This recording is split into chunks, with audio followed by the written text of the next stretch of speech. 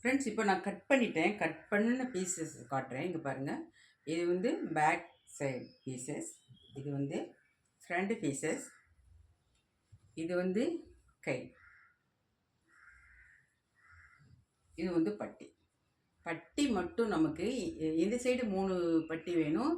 இந்த பக்கம் 2 சைடுமே மொத்தம் 3 6 பீசஸ் வேணும். 6 பீசஸ் கட் பண்ணி வச்சுக்கணும். அவ்வளோதான். வேறு ரொம்ப சிம்பிள். இனிமேல் நீங்கள் பிரிச்சிங்கள்ல அந்த சட்டையை பார்த்துட்டே நீங்கள் தைக்கலாம்.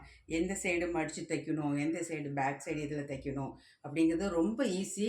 நீங்கள் டெய்லரிங் கிளாஸ் போகாமையே நம்ம ஒரு ஜாக்கெட் தைக்கலாம். அதுவும் ஆசை இருக்கணும். ஆசை இருந்தால் தான் அதை பிரித்து தைக்க முடியும். இல்லைன்னா ஒன்றும் தைக்க முடியாது.